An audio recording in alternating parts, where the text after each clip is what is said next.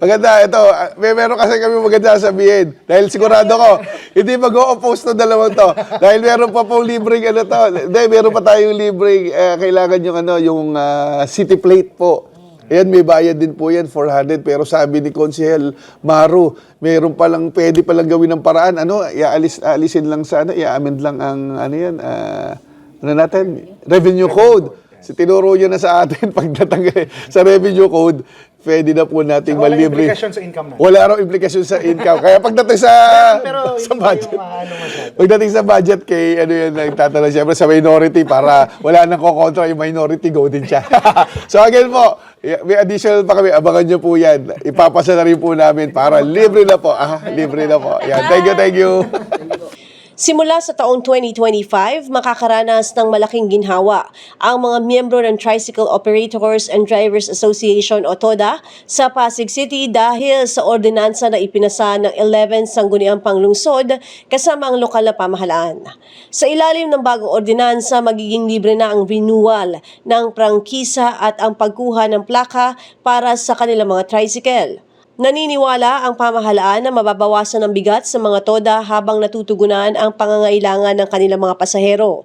Gayunpaman, ipinaalaala ng LGU na kinakailangang ayusin ng mga TODA ang kanilang mga pending na multa upang masigurong magagamit nila ang mga benepisyo ng ordinansa. Free franchise for 2025, 2026.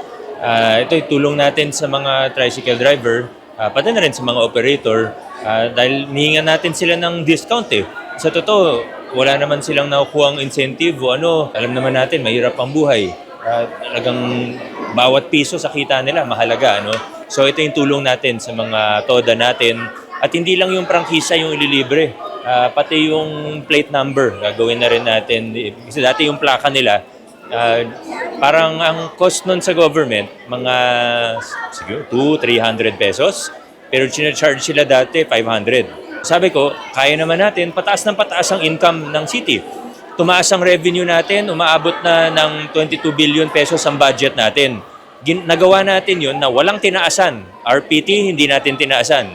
Business tax, hindi natin tinaasan. Sa maliliit pa nga, binawasan pa natin. Pataas ng pataas ang budget. So, ibig sabihin, kaya po natin ito, tulong natin ito sa mga TODA po natin, sa mga sektor na nangangailangan. Baka nauna lang ako mag-announce, pero mas maganda kasi syempre, uniform di ba? Dapat pare-pareho. Kung tumatakbong unit sa atin, 12,000 units, more or less. Pangit naman kung iba-iba yung plaka nila. So, mas maganda pare-pareho. So, papasalamat po ako sa Sangguniang Panlungsod natin, sa pangunguna ni Vice Mayor Dodot, sa lahat ng konsehal, ang primary author nito, si Councilor Volta, na siguro alam na alam rin niya kung anong kailangan ng mga tricycle driver and operator kasi naging hepe din siya noon ng Toro po natin. Ano? Na talagang malaki din naman ng na-improve ng Toro sa panahon niya. Kaya thank you sa lahat ng konsehal, Vice Mayor Dodot, sa lahat po ng mga tumulong sa atin. Ang TODA natin, every year yan nagbabayad ng franchise fee. So basically, ang ginawa po ng City Council, tinanggal na for the next 2 years yung pagbabayad nila ng kanilang prangkisa. Because para ka mag-operate dito sa lungsod ng Pasig o kahit saan man sa locality, sa iba't ibang lokalidad dito sa buong Pilipinas, kailangan mong magbayad ng franchise fee. So ang ginawa po ng ating council, because during naman the pandemic, nung nagkaroon po ng COVID, and sinuspend ni Mayor Vico yung pagbabayad ng prangkisa sa ating mga tricycle drivers. Parang tulong sa kanila. Pero nakita naman po natin na hindi naman pala necessary magbayad ang mga tricycle driver dahil maliit lang na ambag ito at saka sa taas po ng bilihin ngayon, alam natin, no? Inflation, tumaas, mahal po lahat ng pati gasolina, umaakyat, no? Langis, lahat ng cost ng ating mga tricycle driver tumataas. So may nabuti po ng ating City Council na parang bilang tulong sa sektor ng tatlong gulong, alisin yung franchise fee. 100% ng ating tricycle drivers can take advantage of it. Huwag lang silang merong mga arrears, kumbaga yung mga utang, no, na nakaraan, dapat masettle lang nila yung kung meron silang mga arrears, kung meron silang mga multa, kailangan po i-settle nila yon. Pero starting 2025 hanggang 2026, 2 years po, wala na silang babayaran na franchise fee. Sa hirap po ng buhay ngayon, medyo talagang nagtataasan lahat ng bilihin. Sana po makatulong ito. Alam nyo, yung mga tricycle driver natin, on their own, binibigyan nila ng 20% discount ang ating mga senior citizen. Pati yung mga estudyante natin, binibigyan din nila ng discount. So mahirap sila pero tumutulong sila sa kapwa nila on their own. Ito naman parang sabihin na natin reward nila, no, sa ating lokal na pamahalaan at na-appreciate namin yung ginagawa nila na pagmamahal sa kapwa. So sana makatulong din itong kawalan ng pagbabayad ng inyong mga prangkisa. Again, God bless and sana stay safe. May bagyo pong parating itong weekend na to. So ingat po tayong lahat. Masayang-masaya po akong i-announce sa ating mga TODA, sa mga tricycle operators and drivers na naipasa na po ng 11th Sanggunian ang ordinansa na nagbibigay po ng libreng renewal ng franchise, no, sa taong 2025 at 2026. Matagal na po natin kahilingan nito, no, na mailibre para po mabawasan yung mga konting gastos po doon ng ating mga drivers. Pero hindi lang po ito tungkol dun sa paglilibre, no, ng prangkisa. Para po maipagpatuloy po natin yung libreng yung 20% discount para sa mga senior citizens, sa pamasahe, sa tricycle, sa 20% po na binibigay din natin sa PWD at 20% din po para sa mga estudyante. Kasi nga sinasabi natin, no, ng mga driver, magbibigay nga kami discount pero wala nga daw sila nakukuhang pabalik dito. Kumbaga nababawasan ng nila income pero siyempre wala naman nababalik sa kanila. Ito yung nakita po natin, no, sa tulong po ng lahat ng konsehal at siyempre sa guidance po ni Mayor Vico Soto at ni Vice Mayor Dodot at ni Congressman Roman Romulo. Sabi nga, ito din yung magandang na ibigay sa kanilang gantimpala sa pagbibigay ng discount. So sa mga drivers natin, ginawa na natin ng paraan. Sana naman po yung ordinansa natin sa pagbibigay ng discount sa mga seniors, PWD at estudyante ay magawa na rin natin. At sa totoo nga lang, natutuwa po ako kasi kahit yung mga ibang syudad tinatanong na sa atin paano nagawa.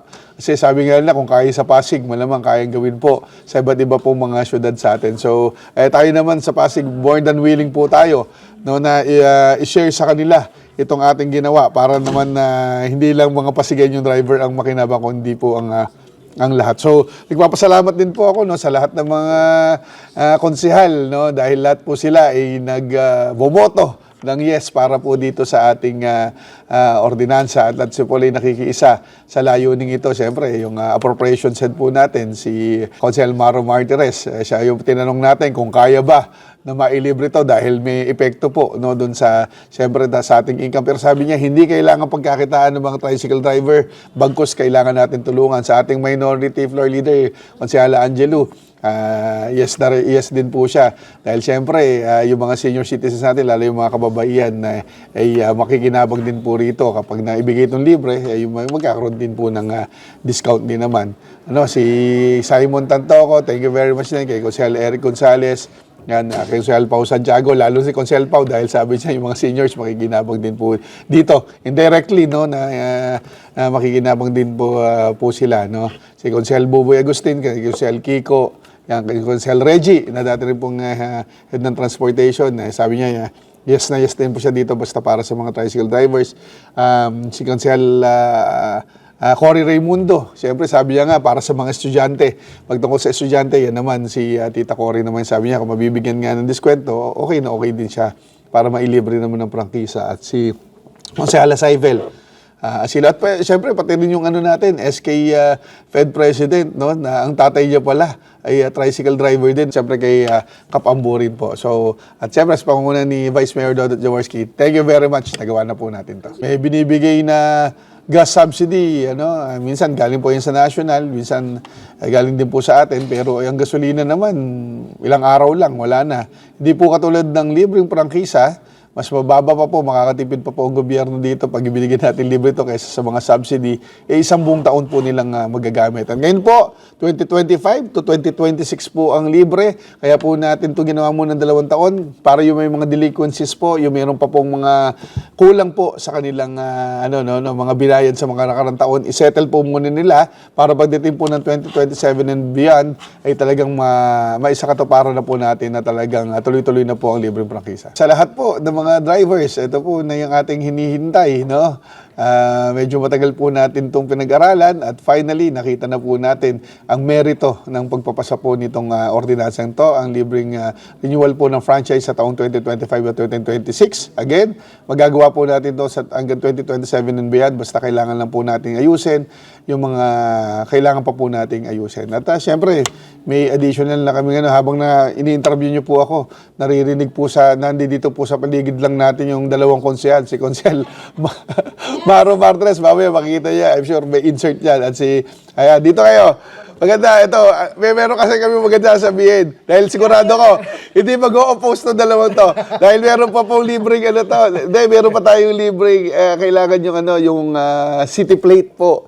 Ayan, may bayad din po yan, 400. Pero sabi ni Konsehal Maru, meron palang, pwede palang gawin ng paraan.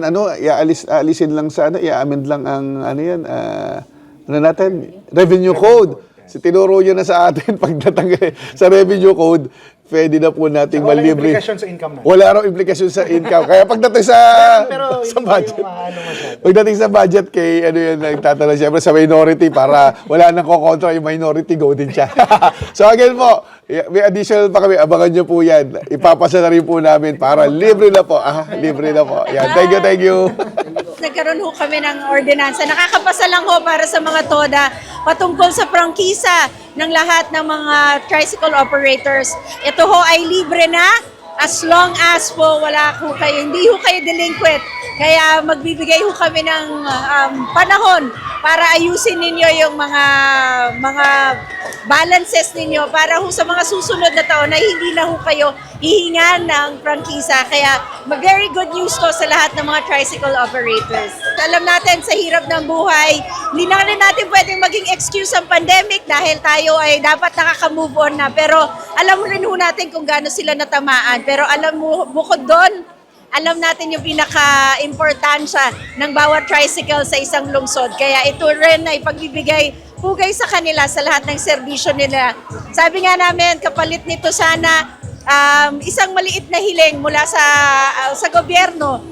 Makipagtulungan tayo pagdating din ho sa disiplina sa ating kalsada, sa mga tricycle drivers, sa lahat ho ng PUVs. Sana rin ho ito ang maibalik. Pero again, magandang balita to para sa lahat ng tricycle drivers at tricycle operators. Sa lahat ng mga TODA, it's an exciting time para sa inyo, pero maraming salamat sa serbisyo ninyo. Maraming salamat din ay isa tong pagpapakita ng pagpapasalamat namin sa inyo. Ako si Luan Peñano para sa latest ng iNews Pasig.